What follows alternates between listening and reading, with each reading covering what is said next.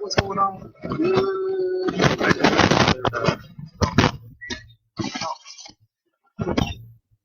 Quick talks. Something we'll figure it out.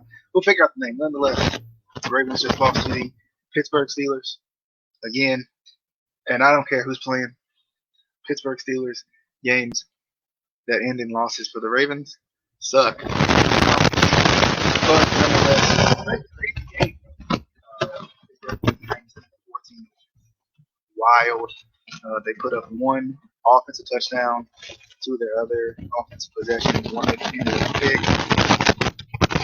and the two others ended in field goal. So, I mean, offensively, not the best game for the undefeated Pittsburgh Steelers.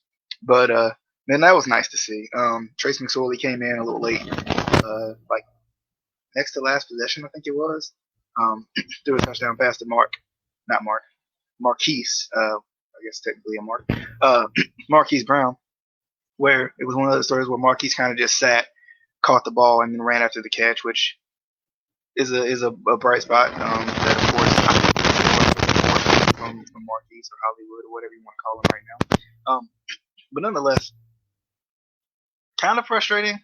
But at the same time, you can't be too upset when you're down 20 players. A lot of starters, especially offensively, and your MVP, reigning MVP quarterback Lamar Jackson. So I mean, I think this game showed, and I don't want to talk too much about it. Of course, I want to make this quick, but at the same time, I don't want to talk, and I want to get everything out, but I don't want to talk too much because when we do the next preview, of course, we'll talk more. But I feel like with this game, I think it showed once again the deficiencies of the Ravens. The defense is not one of them, and 9 times out of 10 is never one of them, right? The defense played well. They played up on the receivers. They got, the fumbles they did get for some reason fell out of bounds. Special teams is never an issue for the Ravens, with John Harbaugh being a special teams coach or former special teams coach. Special teams, never an issue. Defense wasn't an issue. Offensively, once again, as it's been, regardless of who's been in the game, it feels like, was an issue. The pick six by RG3, wasn't too worried about that one, just because, albeit, if you're going to get a pick, you hope it's not for 6. But the pick early by RG3 that ended up being a pick 6, wasn't too worried about that one because RG3 hasn't played since week 17 of last year. So I wasn't too worried about that one. That was kind of like, whoa, that was kind of like, okay, I got to see things a little bit differently now because I haven't been on the field for a while. RG3 was very mobile in this game, and that was a lot of the big plays. But once again, I think it showed the deficiencies in our offense. It showed some of the missing pieces. I feel like there were not very many pass plays even schemed up, much less completions. So, and that's an issue. It's still an issue. Because I expected a little bit more of screen plays, a little bit more of those little kind of pocket plays where you it's not the official term, it's something I made up, but those little pocket plays where you kind of just get into an open zone, opening in the zone, and you catch it and try to make something happen. Of course, missing Willie Snead in this game, I think, hurt a little bit too, just giving him another option. I didn't feel like James, I said in the other video that I did that I felt like James Prochet would be a big key into this game. But I don't think he even hit the offensive side of the field, it felt like, which was weird, especially with Willie Snead out. Boykin, I don't think, hit the offensive side of the field, and that's exactly what I'm saying. Like, there's some obvious offensive deficiencies, and we'll talk about kind of the correlation between RG3 and Lamar here in a minute. But at the end of the first half, kind of a questionable play call, terrible time management by the Ravens, where they had a chance to at least take a field goal, possibly score a touchdown. Luke Wilson dropped the ball on that one, but they ran the ball on, it was 2nd and goal with Gus. They didn't get it. They didn't have any more timeouts. They had just taken the timeout because Justice Hill had made a really big play, and they took that timeout right there. They ran the ball right up the middle of Gus. Gus didn't get it. the Steelers players like basically just laid on them until pretty much the time ran out. They hiked the ball with like 3 seconds left, and they just didn't have time to toss it up to Luke Wilson to get the incompletion or the touchdown. So that was bad clock management. That could have changed the game a little bit too, with considering the way the Steelers were playing. Um, and that's not good for Luke Wilson because he dropped a couple of balls tonight.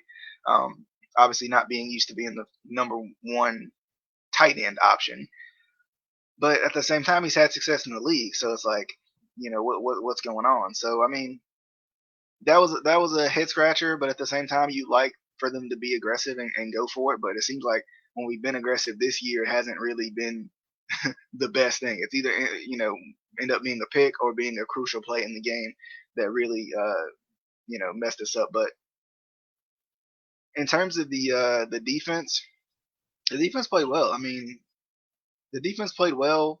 The only play that I saw that was an issue was like the biggest play of the game, but I mean, you can't even blame them on that one because there were guys around. James Washington, Ben kind of just threw it up to James Washington. They were, the Steelers. They throw the ball in literally any situation, maybe ever. And James Washington came down with it, but it felt like Chuck Clark like closed his eyes and just tried to play whatever part of the ball he could find. Like it didn't even seem like he was turned the right way, and he was like he was the closest guy to James Washington to try to go after it. But they had a chance there, but they didn't. They of course didn't stop him, and then Pittsburgh kneels and gets the rest of the clock down. But I mean, offensively, there's still some issues, and like we said, it shows number one how much Lamar means to this team, what Lamar is really doing for this team when you think about this offense. Number two, it shows that once again, Greg Roman is not the greatest at scheming passing plays.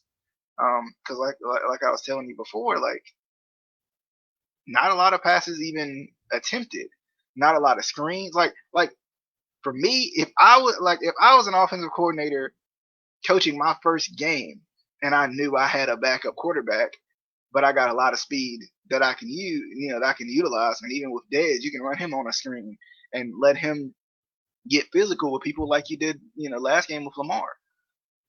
But for some reason, they didn't do that. They didn't run a whole they ran some here and there, but like not as many as you would expect. And like I said, some of those little pocket plays, I'll never understand why they don't let Hollywood run drags across the field, run crossers across the field. He's always running Joes, I feel like.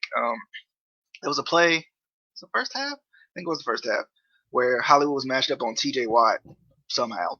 And Hollywood was literally like, TJ was almost stride for stride with the man. Like, what? That didn't make any sense. I don't know how that happened. And RG3 just kind of put it where TJ Watt, of course, couldn't get it, but Hollywood couldn't catch up to it or dive for it or anything. So that's an issue. But offensively, my biggest thing is like the lack of passing plays, the lack of scheming passing plays. RG3 was a little rusty with his arm, I feel like at times in the game, but at the same time, like there was nothing. I didn't feel like there were a lot of plays that were easy for RG3 to run. There weren't a lot of plays that were like get it out quick, let Hollywood be fast. Get it out to Duvernay, let Duvernay be fast. Get it out to Dez, let Dez be physical. Run Dez on a slant, let him be physical and get some yards after the catch. Like the Steelers live on that stuff. They literally live on Deontay Johnson getting yards after the catch, Juju being physical, James Washington being physical. Like they literally live off of that. I'm missing Claypool, Claypool, being fast. Like they live off of that stuff. Like there was so many times defensively, and that was the one thing I was frustrated about defensively, that they were backed off of them. But I mean, and which is good because it's a bend but don't break type of a thing. It's a come up and make the tackle. I don't think it's a bad concept, but there were literally times where the Steelers would run someone right underneath somebody, and instead of them going after the ball as soon as they saw it being thrown, they're waiting for them to catch it and then going after the ball, which I don't understand. Just it's 3rd and 4. They run right in front of you. The Steelers didn't run. I mean, Ravens fans complain a lot about plays being schemed ahead of the line to gain and not being able to get it. Whereas the Steelers literally live on it, or sometimes they die on it. Rarely, but sometimes they die on it. So it's like, why? Like, but in terms of this one, I mean, it's frustrating because it didn't feel like the last play was a. I thought there was a turnover on down, not a turnover on downs, but a fourth and short, I should say. It was third and short, then fourth and short. I thought they were short on that. Um, I mean, it was a little too late. It felt like for some reason the Ravens gave up. That was frustrating. They were punting. It was literally like they had the two possession lead early in the fourth, and they were punting. Like we would have a 3 and out. There was a 4th and 2 at one point, and the Ravens punted. Why? Your defense has played lights out the whole game. At worst, if you're down by 12, at worst, your defense will stop them, and it'll be a 15-point game. You're still down by 2 possessions. I think you got to at least try it then, but nope, they just didn't. Why? Never will know. That was weird to me. But on to the Cowboys, which Lamar will be back hopefully, and of course everybody else that was on the list will be hopefully better and be back as well. Not just back, but better and feeling better, and of course we hope no more spread happens. But nonetheless, still a good game. Typical Ravens Steelers, right? Still a good game. I kind of wish that the Ravens could have got that touchdown to Luke Wilson there at the end of the half, because it would have been, I think it would have been 14-12, if I'm not mistaken. If I'm Yeah, I'm not mistaken. It would have been 14-12 or possibly 13-12 if Tucker somehow misses the field goal. But let's just say he doesn't. It'll be because that would have been weird. But it would have been 14-12, and it would have been interesting to see with the Steelers getting the ball. I think that's what they were thinking too. The Steelers are getting the ball. We got to be aggressive here, but clock management was terrible. I mean, it was awful there at the end of the half. So I mean, I still think they're capable of going on a run. I've been very optimistic about the Ravens this year, and I've been wrong on some of those fronts. In terms of the Ravens winning the division, looked like I was wrong about that one. The Ravens winning 6 of the last 8 games convincingly, albeit I can't I can't make up for a virus taking out 20 players. So I mean, of course, I didn't know that was going to happen, so that kind of messed me up a little bit too.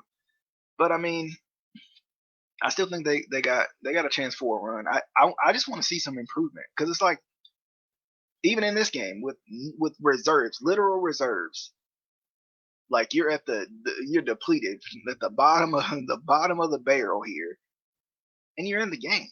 Another game where you're in the game and you just couldn't win the game, regardless of what happened. Some questionable decisions, not executing on offense. It doesn't matter. You didn't win the game.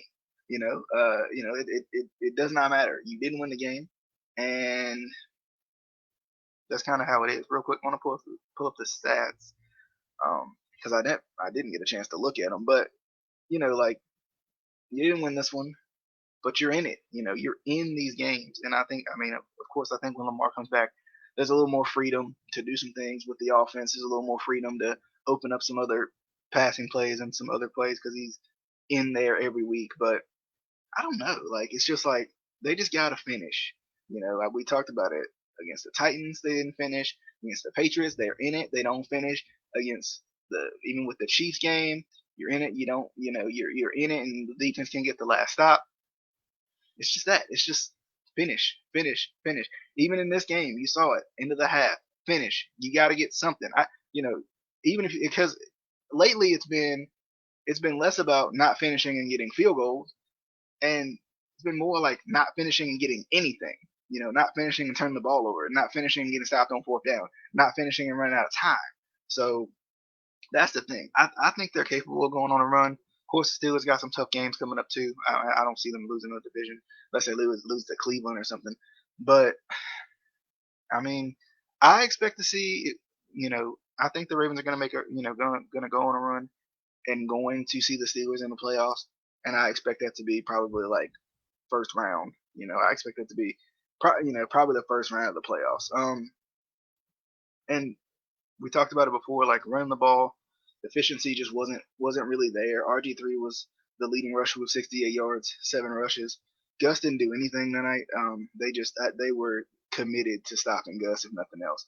I mean, I think Justice Hill played better than Gus in this particular game. Trace had the big fourth and 2 type run. It was another 4th and 2 that he had. That was a good run. But I mean, they I think the Steelers did do a job of stopping the run because I think that was their entire goal. And then of course when you really don't trust RG3 to beat you with his arm, and you don't trust Greg Roman to scheme up the proper plays to beat your defense, it's a little bit easier to key it on the run when you really don't when you as the opponent don't even trust the offensive coordinator. So I mean, I expect to see the Steelers probably in the wild card round. No, yeah, because they're gonna lose one of these games coming up soon. To either to the Bills, the Colts, or the Browns. One of those two, they're gonna lose, and they're gonna end up losing out to the Chiefs, and the Chiefs are gonna get the number 1 seed. So I expect the Ravens Steelers rematch for the third time this season to be in the wild card round, more than likely. Of course, in Pittsburgh, and it'll be interesting. It's not as not as crazy without the fans, of course, and I think it'll be interesting. Having Lamar back, having hopefully everybody back, will be nice because I mean we talked about it before. I think Lamar's like he's the keys right now. Everybody else makes the wheels go around, but he's the keys. He's the main thing right now. He's driving it. So I mean, we'll see what happens. Be nice to see, and I think this could spark a run. I think Lamar. I'm gonna be honest, knowing Lamar in terms of how he is as a player, I think he feels like he lost this game tonight. Even though he didn't even play, I think he feels like he wasn't there for his team. He wasn't there for his guys, and I expect an angry, and in a good way, angry, competitive Lamar coming out of this, of coming out healthy and everything like that. I think everybody, and not good to have an outbreak, but I think it's going to be good for the players uh, in a way of I think they're going to appreciate what they have a little bit more too. So I mean, I'm excited. I'm excited to see what the rest of the season has. Cowboys Tuesday, another weird day game, but Cowboys on Tuesday, 8 o'clock. I think, if I'm not mistaken, should be good. I am going to try to make these shorter, but I go off on tangents. But nonetheless, Steelers get the win. Don't think they look good in that win. They only scored 7 offensive points, and that's not good. If you're a Steelers fan, I don't think you should be. I mean, you can say a win is a win. I know all of us all of us have to live by that one a lot, but um, you can say a win is a win, but at the end of the day, you can't be happy about beating the Ravens backups by 5 points. But nonetheless, we'll see what happens. We'll definitely see what happens. Steelers are due to lose a game. Ravens are due for a run because they've lost 4 out of 5, which doesn't happen. But like we said before, they're in the games. They're right there. They just got to finish them. But nonetheless, we'll see you guys on whatever the next video may be. Definitely hope you guys enjoyed. If you're watching on Facebook, be sure to give us a like. Go over to YouTube, give us a subscribe. And if you want to listen to us, Anchor, Apple Podcast, Spotify, etc., etc., etc., you can go listen to us as well over there. So we'll see you guys on whatever the next video is. Until next time.